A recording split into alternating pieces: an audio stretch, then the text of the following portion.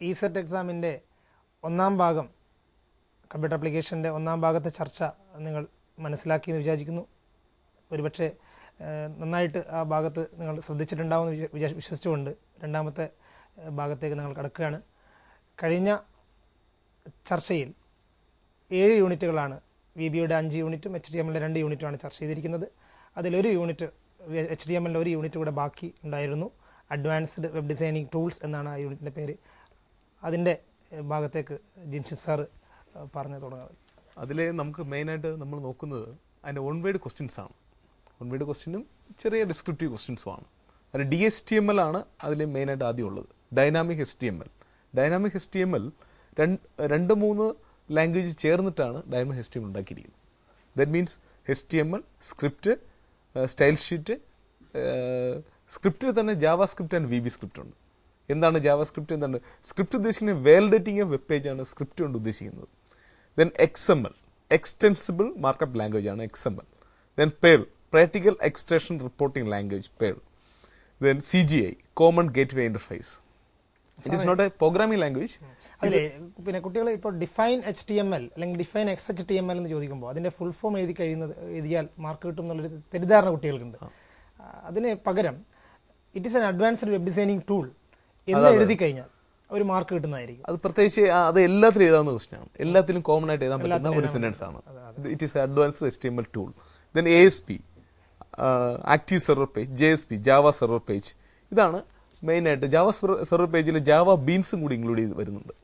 ഇതാണ് നമ്മൾ ഇത്രയും ക്വസ്റ്റ്യനേ ഉള്ളൂ. പിന്നെ ഇതിന്റെ ബാക്കിൽ അബ്രിവേഷൻസ് എല്ലാം ആ ടെസ്റ്റിന്റെ ബാക്കിൽ പോയിന്റ്സ് ടു റിമെമ്പർ എന്ന് പറഞ്ഞ ടെസ്റ്റിന്റെ ബാക്കിൽ കറക്റ്റ് കൊടുത്തിട്ടുണ്ട്. സ്ക്രിപ്റ്റും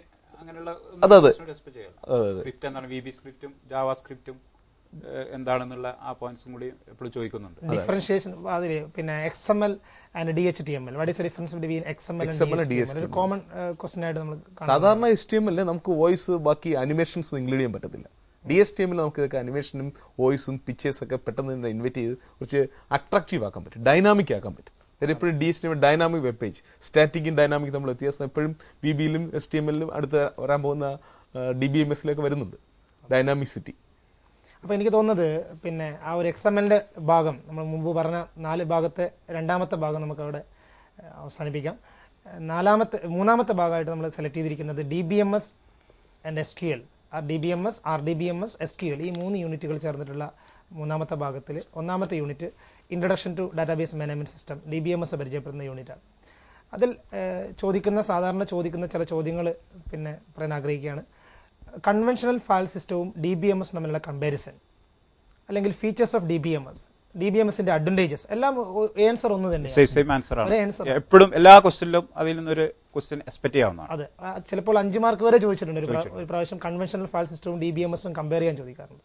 അതുപോലെ അതിൽ ചോദിക്കുന്ന DBMSന്റെ യൂസേഴ്സിന്റെ കാറ്റഗറീസ്, ആരൊക്കെയാണ് DBMSന്റെ യൂസേഴ്സ്? അതിൽ DBA പ്രത്യേകിച്ച് പിന്നെ ശ്രദ്ധിക്കണം. DBA എന്ന് പറയുന്നത് database administrator with having central control of database. അതുപോലെ അതിൽ ചോദിക്കുന്ന മറ്റു ചോദ്യമാണ് what you mean by data independence, what are the different types of data independence. View levels ഒക്കെ അറിയാമെങ്കിൽ മാത്രമേ അത് ശരിക്കും തീർച്ചയായും അതെ അബ്സ്ട്രാക്ഷൻ മനസ്സിലാക്കിയെങ്കിൽ മാത്രമേ ഡാറ്റ ഇൻഡിപെൻഡൻസ് മനസ്സിലാക്കാൻ വേണ്ടി പറ്റുള്ളൂ. കാര്യമായിട്ട് അതിൽ വലിയൊരു ബുദ്ധിമുട്ടൊന്നുമില്ല. അബ്സ്ട്രാക്ഷനിൽ പറയുമ്പോൾ 3 ലെവലാണ് പറയുന്നത്. ഫിസിക്കൽ ലെവലിൽ how data is stored describe ചെയ്യുന്നു. പിന്നെ ലോജിക്കൽ ലെവൽ, അതിൽ കൺസെപ്ഷൻ ലെവൽ എന്നുള്ള പേര് വിടുന്നുണ്ട്. What data is stored describe ചെയ്യുന്നു. പിന്നെ വ്യൂ ലെവലിലാണെങ്കിൽ പാർട്ട് ഓഫ് ഡാറ്റാബേസ് മാത്രമേ ഡിസ്ക്രൈബ് ചെയ്യുന്നുള്ളതാണ്. അത് മനസ്സിലാക്കിയെങ്കിൽ ഡാറ്റ ഇൻഡിപെൻഡൻസ് ഒരു ലെവൽ വേറെ ലെവലിനെ അഫക്ട് ചെയ്യാൻ വരുന്നതിന് അതിന് ഇൻഡിപെൻഡൻസി എന്ന് പറയും. അതെ, ഒരു ലെവലിന് ചേഞ്ച് ചെയ്യാം, വേറെ ലെവലിൽ അഫക്ട് ചെയ്യാതെ ചെയ്യാൻ പറ്റുന്നുണ്ടെങ്കിൽ അതിന് ഇൻഡിപെൻഡൻസി. ഏത് ലെവലാണോ അഫക്ട് അതിന് ആ ലെവൽ ഓഫ് ഇൻഡിപെൻഡൻസ് എന്ന് പറയാം. അതെ, അതുപോലെ ആ യൂണിറ്റിൽ ചോദിക്കുന്ന സ്ട്രക്ചർ ഓഫ് DBMSന്റെ സ്ട്രക്ചർ, അത് കോമ്പണന്റ് ഓഫ് DBMS ആ ഭാഗവും. പിന്നെ അവസാനത്തിലേക്ക് അത് വരുമ്പോൾ പിന്നെ ഡാറ്റാബേസിന്റെ മോഡൽസ് 3 മോഡൽസ് ആണുള്ളത്. Hierarchical model, network model, relational model. സത്യത്തിൽ ഈ ഒരു യൂണിറ്റിന്റെ അവസാനത്തിൽ അങ്ങനെ ഒരു മോഡൽ പറയാൻ കാരണം പിന്നെ 3 മോഡലുകൾ പരസ്പരം കമ്പയർ ചെയ്തതിന് ശേഷം നെറ്റ്വർക്ക് മോഡലും ഹയറാർക്കിക്കൽ മോഡലും കോംപ്ലക്സിറ്റി കൂടുതലാണ്. സിമ്പിൾ ആയിട്ടുള്ള അല്ലെങ്കിൽ ഫ്ലെക്സിബിൾ ആയിരിക്കുന്ന മോഡൽ എന്ന് പറയുന്നത് റിലേഷണൽ മോഡലാണ്. ആ റിലേഷണൽ മോഡലാണ് അടുത്ത ചാപ്റ്ററിൽ വരുന്നത്.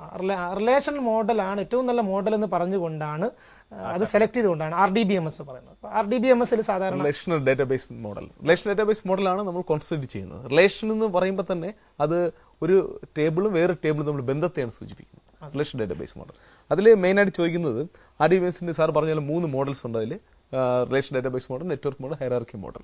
റിലേഷൻ ഡാറ്റാബേസ് മോഡലിൽ അതിൽ കുറേ മാത്തമാറ്റിക്കൽ ഫംഗ്ഷൻ വരുന്നുണ്ട്. Select operation, project operation, Cartesian product, union operation, intersection, relational algebraic operation. അതെ. അത് റിലേഷന് സെലക്ട് ഓപ്പറേഷൻ പറയുന്നത് ഒരു വലിയ ടേബിളിൻ്റെ അകത്ത് ആ റിലേഷനുമായിട്ട് സാറ്റിസ്ഫൈ ചെയ്യുന്ന കണ്ടീഷൻ സാറ്റിസ്ഫൈ ചെയ്യുന്ന എത്ര ട്യൂപ്പിൾസ്. അപ്പോൾ ട്യൂപ്പിൾസ് എന്നൊരു വാക്ക് ഞാൻ പറഞ്ഞു.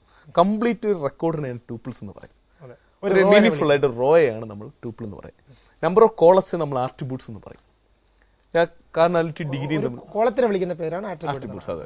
നമ്പർ ഓഫ് കോളംസ് എന്നുള്ളത് എനിക്ക് തോന്നുന്നു ഡിഗ്രിയാണ്. നമ്പർ ഓഫ് റോസിന് നമ്മൾ നമ്പർ ഓഫ് റോസിന് ട്യൂപ്പിൾസിന് നമ്മൾ കാർണാലിറ്റി എന്നും പറയും.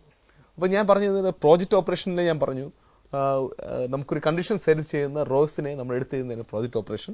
ദെൻ യൂണിയൻ ഓപ്പറേഷൻ, 2 കോളം തന്നിട്ട് അതിനെ ഒരുമിച്ച് എഴുതുന്ന അതിനെ യൂണിയൻ ഓപ്പറേഷൻ എന്നും, അതിൻ്റെ നമ്മൾ ഉദ്ദേശിക്കുന്ന ഒരു കോളത്തിലുണ്ട് വേറൊരു ടേബിൾ ഇല്ലാത്ത കാര്യം എടുത്തെഴുതുന്ന ഇന്റർസെക്ഷൻ എന്നും. കാർട്ടീഷ്യൻ പ്രോഡക്റ്റ് ഒരു ടേബിൾ വേറൊരു ടേബിൾ എത്ര റിലേഷൻ വരാം, maximum combination of rows and columns അല്ലെ, അതിനെയാണ് നമ്മൾ കാർട്ടീഷ്യൻ പ്രോഡക്റ്റ് കൊണ്ട് ഉദ്ദേശിക്കുന്നത്.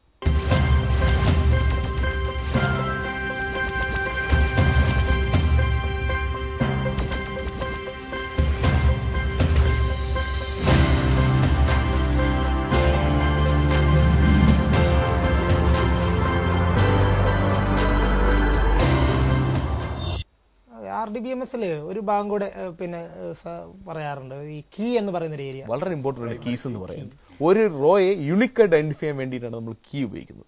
പ്രൈമറിക്ക് നമ്മൾ എക്സാമ്പിൾ പറയുന്നത് രജിസ്റ്റർ നമ്പറാണ് നമ്മൾ ഇപ്പോൾ എക്സാമ്പിൾ ആയിട്ട് നമ്മൾ പറയുന്നത്. ഈ ക്വസ്റ്റ്യൻ ഇങ്ങനെ വരാറുണ്ട്, ഏതാനും കോളംസ് തരും.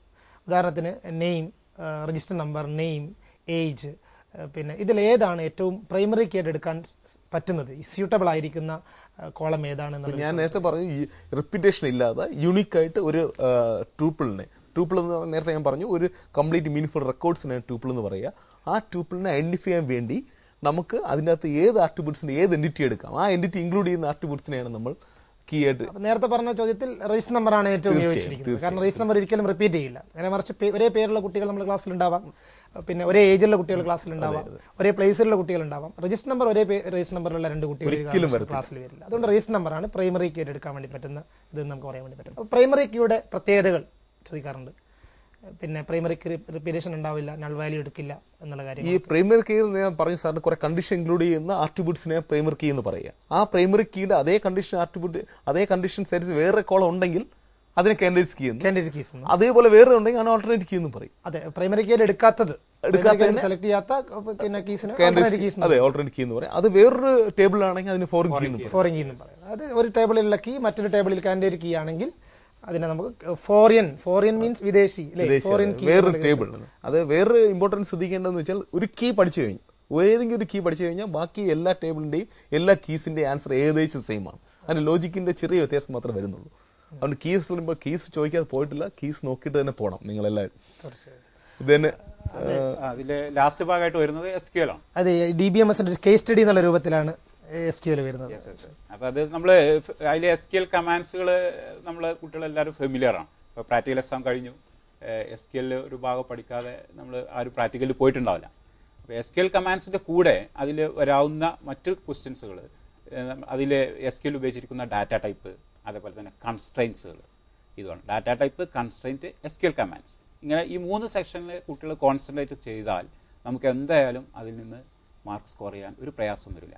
ഡാറ്റ ടൈപ്പിൽ ചോദിക്കുന്ന ഒരു ക്വസ്റ്റ്യൻ ഇപ്പോൾ നമ്മൾ കണ്ടത് കാർ അല്ലേ, CHAR കാർ, അതുപോലെ വാർ കാർ, വേരിയബിൾ ക്യാരക്ടേഴ്സ് എന്നുള്ള വാർ കാർ. ഇത് തമ്മിലുള്ള കമ്പാരിസൺസ് അല്ലേ. വാർ കാറിൻ്റെ നമ്മൾ പിന്നെ മെമ്മറി അധികം യൂട്ടിലൈസ് ചെയ്യാൻ വളരെ നല്ല ഒരു ഡാറ്റ ടൈപ്പായിട്ടാണ് വാർ കാറിനെ കാണുന്നത്. കാറാണെങ്കിൽ മെമ്മറി യൂട്ടിലൈസേഷൻ കൂടുതലാണ്. അപ്പോൾ ആ ഒരു കമ്പാരിസൺ സാധാരണ ചോദിക്കാറുണ്ട്. അതോടൊപ്പം തന്നെ പിന്നെ മറ്റുള്ള കൺസ്ട്രെയിൻറ്റുകൾ, കൺസ്ട്രെയിൻറ്റ് വളരെ ഇമ്പോർട്ടൻ്റ് ആണ്. കാരണം നമ്മൾ ഒരു SQL കൊടുക്കുകയാണെങ്കിൽ ആ SQL ഒരു ടേബിൾ ക്രിയേറ്റ് ചെയ്യുകയാണെങ്കിൽ ആ ടേബിളിലെ ഫീൽഡിൽ കൺസ്ട്രെയിൻറ്റും കൂടി വെച്ച് ചെയ്തിട്ടുണ്ടെങ്കിൽ നമുക്ക് ഡാറ്റ എൻ്റർ ചെയ്യുമ്പോൾ കുറേ കൺട്രോളുകൾ കൊടുക്കാവുന്നതാണ്. ഇപ്പോൾ ഒരു എക്സാമ്പിൾ ചെക്ക് ഇൻ അല്ലേ, ചെക്ക് ഇൻ എന്ന് പറയുമ്പോൾ ഒരു ലിസ്റ്റും കൂടി നമ്മൾ കൊടുത്താൽ ആ ലിസ്റ്റിലെ ഡാറ്റ മാത്രമേ എൻ്റർ ചെയ്യാൻ കഴിയുള്ളൂ. വാല്യൂസ്. യെസ്. അപ്പോൾ അതുപോലെ പിന്നെ അതിൽ തന്നെ നമുക്ക് ഒരു ഏജ് ചെക്ക് ചെയ്യാം. ഇപ്പോൾ ഒരു സ്റ്റേറ്റ് എംപ്ലോയി ആണെങ്കിൽ 55 വയസ്സിൽ കൂടുതലാണ് കൊടുത്തതെങ്കിൽ അപ്പോൾ നമുക്കൊരു എറർ മെത്തേഡ് പറഞ്ഞുകൊണ്ട് നമുക്ക് പ്രോഗ്രാമിൽ അത് അപ്ലൈ ചെയ്യാൻ പറ്റും. നോട്ട് നൾ എന്നൊരു ഓപ്ഷൻ കൺസ്ട്രൻസ് നോട്ട് നൾ ഉണ്ട്, അതേപോലെ യുണീക്ക് ചോദിക്കാവുന്നതാണ്. പ്രൈമറിക്ക് ഡിഫാൾട്ട്. അപ്പോൾ അതൊക്കെ വരാവുന്ന ക്വസ്റ്റ്യൻസുകളാണ്. പിന്നെ ഉള്ളത് നമ്മളെ കമാൻഡ്സുകളാണ്. SQL കമാൻഡ്സിൽ നമുക്ക് പ്രധാനമായിട്ടും നമുക്ക് ഇതിൽ ബുക്കിൽ കൊടുത്ത കമാൻഡ്സിനെ രണ്ടായിട്ട് ഡിവൈഡ് ചെയ്യാം. അത് ടെക്സ്റ്റ് ബുക്കിൽ അത് എടുത്ത് പറയാത്തതാണ് ഒരു കുട്ടികൾക്ക് ഒരു പ്രയാസം ഉണ്ടാക്കുന്ന സംഗതി. രണ്ട് ടൈപ്പായിട്ട്, അതായത് DDL കമാൻഡ്സും DML കമാൻഡ്സ്. DCL ഒരു ഭാഗമുണ്ട്, അത് ടെക്സ്റ്റ് ബുക്കിൽ വന്നിട്ടേ ഇല്ല. അത് കുറച്ച് പ്രയാസമുള്ളതാണെങ്കിൽ തന്നെ അത് ടെക്സ്റ്റ് ബുക്കിൽ ഇല്ലാത്തതുണ്ട്, അതിൽ ബോധടല്ല. അപ്പോൾ ഈ DDL കമാൻഡ്സിൽ ആകെ വരുന്നത് 3 കമാൻഡ്സാണ്. ആ കമാൻഡ്സ് ഏതാണെന്ന് ഓർത്തിരുന്നാൽ DDL ഹാൻഡിൽ ചെയ്യാൻ വളരെ എളുപ്പമാണ്. അതിന് വെറിയ ലോജിക് എന്ന് പറയുന്നത് DDL ഉദ്ദേശിക്കുന്നത് ബിൽഡപ്പ് ഓഫ് ദ ടേബിൾ എന്നാണ്. അങ്ങനെ ടേബിളുമായി ബന്ധപ്പെട്ട കമാൻഡ്സ് ആണ് DDL എന്ന് പറയുന്നത്. DML എന്ന് പറയുന്നത് അതിലേക്ക് കൊടുക്കേണ്ട ഡാറ്റയെ പറ്റിയുള്ള കണ്ടന്റ് ഓഫ് ഡാറ്റ മാനിപ്പുലേഷൻ ഉള്ള കമാൻഡ്സ് ആണ്. അപ്പോൾ ഒന്ന് ടേബിളുമായി ബന്ധപ്പെട്ടതാണ്, മറ്റേത് അതിലേക്ക് കൊടുക്കേണ്ട ഡാറ്റയുമായി ബന്ധപ്പെട്ടതാണ്. അപ്പോൾ ഈ DDL ആകെ 3 കമാൻഡ്സേ ഉള്ളൂ, അതെല്ലാവർക്കും അറിയുന്നതാണ് അല്ലേ. ക്രിയേറ്റ്, അതേപോലെ ആൾട്ടർ, ഡ്രോപ്പ്. ഇത് മൂന്നിന്റെ സിന്റാക്സ് ഒന്ന് മനസ്സിലാക്കി വെച്ചാൽ അതാണ്. തീർച്ചയായും ക്രിയേറ്റ് കമാൻഡിന്റെ സിന്റാക്സ് വളരെ ഇമ്പോർട്ടന്റ് ആണ്. Create table name, attribute name, data type, constrain, ആ ഒരു അത് മാത്രം ഒരു 2 മാർക്കിനൊക്കെ റിപ്പീറ്റ് ചെയ്ത് ചോദിക്കുന്ന ഒരു ക്വസ്റ്റ്യൻ ആണ്. പിന്നെ DML സെലക്ട്, അപ്ഡേറ്റ് അല്ലെ, ഡിലീറ്റ് അല്ലെ, ഈ 3 കമാൻഡുകൾ. ഇൻസേർട്ട് 4 കമാൻഡ്സ് DML വരുന്നുള്ളൂ. സെലക്ടിന്റെ കൂടെ കുറെ ക്ലോസുകൾ വരുന്നുണ്ട് അല്ലെ. Where clause, group by, having. ഈ ക്ലോസുകൾ എങ്ങനെയാണ് അതിൽ SQL കമാൻഡുമായിട്ട് ചേർന്ന് വരുന്നത് എന്നുള്ള ആ കണ്ടീഷൻസ് ഒക്കെ ഒന്ന് ഓർത്തിരുന്നാൽ വളരെ എളുപ്പത്തിൽ DML കമാൻഡ്സ് ഹാൻഡിൽ ചെയ്യാം. സർ, അതിൽ അഗ്രിഗേറ്റ് ഫംഗ്ഷൻ എന്നുള്ള എപ്പോഴും റിപ്പീറ്റ് ആയിട്ട് ചോദിക്കുന്ന അതായത് അഗ്രിഗേറ്റ് ഒരു 3-4 ഫംഗ്ഷൻസുകൾ നമ്മൾ ടെക്സ്റ്റ് ബുക്കിൽ കൊടുത്തിട്ടുണ്ടാവും. ആ 4 ഫംഗ്ഷൻസ് മാത്രം, 5 ഫംഗ്ഷൻസ് എങ്ങനെയാണ്. കൗണ്ട് വളരെ ഇമ്പോർട്ടന്റ് ആണ് അല്ലെ. എത്ര റെക്കോർഡ് ടേബിളിൽ വന്നു എന്ന് നോക്കണമെങ്കിൽ കൗണ്ട് വേണം. അപ്പൊ അത് വെച്ചിട്ട് നമുക്ക് അഗ്രിഗേറ്റ് ഫംഗ്ഷൻസ് നോക്കാം. പിന്നെ നമ്മളെ ക്വസ്റ്റ്യൻ എടുക്കുമ്പോൾ ക്വസ്റ്റ്യൻ പേപ്പറിൽ ലാസ്റ്റ് ക്വസ്റ്റ്യനിൽ നിർബന്ധമായിട്ട് എപ്പോഴും റിപ്പീറ്റ് ചെയ്യുന്ന ഒരു ക്വസ്റ്റ്യൻ, അത് പ്രാക്ടിക്കലുമായി ബന്ധപ്പെട്ട ഒരു ക്വസ്റ്റ്യൻ ആണ്. അങ്ങനെ പ്രാക്ടിക്കൽ വന്ന ക്വസ്റ്റ്യൻസ് തിയറി ക്വസ്റ്റ്യൻസിൽ റിപ്പീറ്റ് ചെയ്യാറില്ല. പക്ഷെ SQL അതുണ്ടായി കണ്ടിട്ടുണ്ട്. ഈ പ്രാവശ്യം എങ്ങനെയാണ് വരുന്നത് എന്നുള്ളത് നമുക്കറിയില്ല. എന്നാലും ഇത് നമുക്ക് എക്സ്പെക്ട് ചെയ്യാവുന്നതാണ്. അതായത് 5 മാർക്ക്. ഒരു ടേബിൾ ക്രിയേറ്റ് ചെയ്തിട്ട് അതിൽ ഈ ഒരു 4 കമാൻഡ്സ് കൂടി അല്ലെങ്കിൽ ഒരു 5 കമാൻഡ്സ് എഴുതാവുന്ന ഒരു ക്വസ്റ്റ്യൻസ് എല്ലാവർക്കും എക്സ്പെക്ട് ചെയ്യാവുന്നതാണ്. സാർ, അതിൽ പിന്നെ ഒരു ക്വസ്റ്റ്യൻ, ഈ ഡിസ്റ്റിങ്ക്ട് കീവേഡും യുണീക്കും തമ്മിലുള്ള വ്യത്യാസം ചോദിക്കാറുണ്ട്. ഡിസ്റ്റിങ്ക്ട് സെലക്ട് കമാൻഡിന്റെ കൂടെ ഉപയോഗിക്കുന്നു, യുണീക്ക് എന്നുള്ളത് ക്രിയേറ്റ് കമാൻഡിന്റെ കൂടിയാണ് ഉപയോഗിക്കുന്നത്. ഡിസ്റ്റിങ്ക്ട് എന്നുള്ളത് ഒരു കീവേഡ് ആണ്, used along with select command. It is used for avoiding duplication while displaying എന്നുള്ളതാണ്. Distinct is used for avoiding unique is used for avoiding duplication while inserting എന്നുള്ളതാണ്. അതുപോലെ പിന്നെ നെസ്റ്റഡ് കൊറിയുടെ ഉള്ളിൽ കൊറി വരുന്ന ഒരു ഭാഗം സാധാരണ പ്രാക്ടിക്കലിനെ വരാറുള്ളൂ, ഇതിലങ്ങനെ കാണാറില്ല അല്ലെ. ഇമ്പോർട്ടൻസ് ഡാറ്റാബേസ് നമ്മൾ പറഞ്ഞല്ലോ, അത് ഇമ്പോർട്ടന്റ് ആണ്. ഇമ്പോർട്ടൻസ് ഡാറ്റാബേസ് വളരെ ഇമ്പോർട്ടന്റ് ആണ്. 1ാമത്തെ യൂണിറ്റിൽ നമ്മൾ പറഞ്ഞു കഴിഞ്ഞിട്ടുണ്ട്. അതുപോലെ അവിടെ ഓർഡർ ബൈ ഗ്രൂപ്പ് ബൈന്റെ കൂടെ വരുന്നത് ഓർഡർ ബൈ ഹാവിങ് സോർട്ട് ചെയ്യാൻ വേണ്ടി അതായത് ടേബിളിലുള്ള കണ്ടന്റ് ആൽഫബറ്റിക്കൽ ഓർഡറിൽ സോർട്ട് ചെയ്യാൻ വേണ്ടി ഉപയോഗിക്കുന്ന കമന്റ് ആണ്, അല്ലെങ്കിൽ ക്ലോസ് ആണ്. സെലക്ടിന്റെ കൂടെ ഉപയോഗിക്കുന്ന ക്ലോസ് ആണ് ഓർഡർ ബൈ. അത് അസെൻഡിംഗ് ആണ് ഡീഫോൾട്ട് ആയിട്ട് ഉണ്ടാവുക. ഡിസെൻഡിംഗ് DESC എന്നുള്ള കീവേഡ് ഉപയോഗിച്ചിട്ടുണ്ടെങ്കിൽ ഡിസെൻഡിംഗിലേക്ക് മാറ്റാം. അതുപോലെ കാറ്റഗറൈസേഷൻ ഓപ്പറേറ്റർ ആയിട്ടുള്ള group by clause. Group by ക്ലോസിന്റെ കൂടെ കണ്ടീഷൻ പറയണമെന്നുണ്ടെങ്കിൽ നമ്മൾ പറയുന്ന ഹാവിങ്. ഇത്രയും കാര്യങ്ങൾ സാർ നേരത്തെ പറഞ്ഞ പോലെ വളരെ simple. DDL 3 operations, DML 4 operations. അത് എങ്ങനെ എഴുതാവുന്നതാണെന്നുള്ളത് അതിന്റെ ഇപ്പം തന്നെ കുട്ടികൾ നോട്ട് ചെയ്ത് നന്നായിരിക്കും തോന്നുന്നു. DDL ഓപ്പറേഷൻസ് എന്ന് പറയുന്നത് create table, drop table, alter table. Create table ഒരു ടേബിൾ ക്രിയേറ്റ് ചെയ്യാൻ വേണ്ടി, ഡ്രോപ്പ് ടേബിൾ ഒരു ടേബിൾ നശിപ്പിക്കാൻ വേണ്ടി, ഓൾട്ടർ ടേബിൾ നിലവിലുള്ള ടേബിളിൽ മാറ്റങ്ങൾ വരുത്താൻ വേണ്ടി. 2 വിധത്തിൽ മാറ്റം വരുത്താം. ഒന്നുകിൽ ഒരു പുതിയ കോളം ആഡ് ചെയ്തുകൊണ്ട്, അല്ലെങ്കിൽ നിലവിലുള്ള ഒരു കോളത്തിൽ മാറ്റങ്ങൾ വരുത്തിക്കൊണ്ട് ചെയ്യാം. DML വരുമ്പോൾ 4 ഓപ്പറേഷൻസ് ആണ്: ഇൻസേർട്ട്, ഡിലീറ്റ്, അപ്ഡേറ്റ്, സെലക്ട്. വളരെ എളുപ്പത്തിൽ പഠിക്കാം. HTML നമ്മൾ പറഞ്ഞ പോലെ തന്നെ വളരെ എളുപ്പത്തിൽ കുട്ടികൾക്ക് ഹാൻഡിൽ ചെയ്യാൻ പറ്റുന്ന ഒരു ചാപ്റ്റർ ആയിട്ട് തന്നെയാണ് SQL. പക്ഷേ എനിക്ക് തോന്നുന്നത് DBMSന്റെ 15 മാർക്കുകൾ നമ്മൾ പറഞ്ഞല്ലോ, ഏകദേശം ഒരു റേഞ്ച് 15 മാർക്കുകളിൽ ഏകദേശം ഒരു 8 മാർക്ക് വരെ ചോദ്യം പ്രതീക്ഷിക്കാവുന്നത് ഈ ഒരു SQL കമാൻഡുകളാണ്. അതിൽ അവസാനം വ്യൂ എന്ന് പറയുന്ന ഒരു കൺസെപ്റ്റ് ഇവിടെ പറയുന്നുണ്ട്. ഒരു ഡാറ്റാബേസിന്റെ പാർട്ട് ക്രിയേറ്റ് ചെയ്യാൻ വേണ്ടി ഉപയോഗിക്കുന്ന ക്രിയേറ്റ് വ്യൂ, വെർച്വൽ ടേബിൾ, ഒരു ബേസ് ടേബിൾ ഉണ്ടാക്കുന്ന ഒരു ടേബിൾ. ഇതാണ് പിന്നെ ആ സെക്ഷനിൽ നിന്ന് വരാവുന്ന ക്വസ്റ്റ്യൻസ് നമ്മൾ എക്സ്പെക്ട് ചെയ്യുന്നത്. ഇനി നമുക്കതിലുള്ളത് സാഡ് ഡാറ്റ കമ്മ്യൂണിക്കേഷൻ. 10 മിനിറ്റാണ്. അപ്പോൾ പിന്നെ DBMSന്റെ ഭാഗം നമുക്കവിടെ അവസാനിപ്പിക്കാം. എനിക്ക് തോന്നുന്നു പിന്നെ DBMSന്റെ ഒന്നാമത്തെ യൂണിറ്റിലുള്ള കൺസെപ്റ്റുകൾ, DBMSന്റെ ഡെഫിനിഷൻ, DBMSന്റെ അഡ്വാൻറ്റേജസ്, പിന്നെ data independence, data abstraction, data models, RDBMSന്റെ ടെർമിനോളജീസ്, RDBMSലുള്ള കീസ്, RDBMSലുള്ള relational algebraic operations, SQL sir പറഞ്ഞ 2 തരത്തിലുള്ള കമൻറ്റുകൾ മാത്രം പഠിച്ചാൽ മതിയാവും. ഇനി നമ്മൾ നേരത്തെ മാറ്റിവെച്ച ഒരു സെക്ഷനാണ് 2 തിയറി യൂണിറ്റുകൾ. ബാക്കി 3 യൂണിറ്റുകൾ, 3 പിന്നെ സെക്ഷനുകളും പ്രാക്ടിക്കൽ ഓറിയൻറ്റഡ് ആണെങ്കിൽ 2 തിയറി ചാപ്റ്റേഴ്സ് നമ്മൾ ടെക്സ്റ്റ് ബുക്കിലുണ്ട്. ഒന്നാമത്തെ chapter system analysis and design എന്നുള്ളതാണ്. ഈ ഒരു ചാപ്റ്ററിൽ പഠിപ്പിക്കുന്നതുകൊണ്ട് ഉദ്ദേശിക്കുന്നത് ഒരു കുട്ടി അല്ലെങ്കിൽ ഒരു സോഫ്റ്റ്വെയർ കമ്പനിയിൽ എങ്ങനെയാണ് ഒരു സോഫ്റ്റ്വെയർ ഡെവലപ്പ് ചെയ്യുന്നത് എന്നുള്ള കാര്യം മനസ്സിലാക്കാൻ വേണ്ടിയാണ് സിസ്റ്റം അനാലിസിസ് ആൻഡ് ഡിസൈൻ എന്നുള്ളത് ആ ഒരു യൂണിറ്റ് പഠിപ്പിക്കുന്നത്. അതിൽ 2 തരത്തിലുള്ള സിസ്റ്റം ഉണ്ട് എന്ന് പറഞ്ഞുകൊണ്ടാണ് തുടങ്ങുന്നത്. What is the difference between open system and closed system? അതിന് സറൗണ്ടിങ്സുമായി ഇൻട്രാക്ഷൻ ഉണ്ടെങ്കിൽ അതിന് ഓപ്പൺ സിസ്റ്റം എന്നും അല്ലെങ്കിൽ അതിനെ ക്ലോസ്ഡ് സിസ്റ്റം എന്നും വിളിക്കുന്നു എന്നുള്ളതാണ് ഒരു സിസ്റ്റത്തിൻ്റെ ക്ലാസിഫിക്കേഷൻ. പിന്നെ what you mean by SDLC?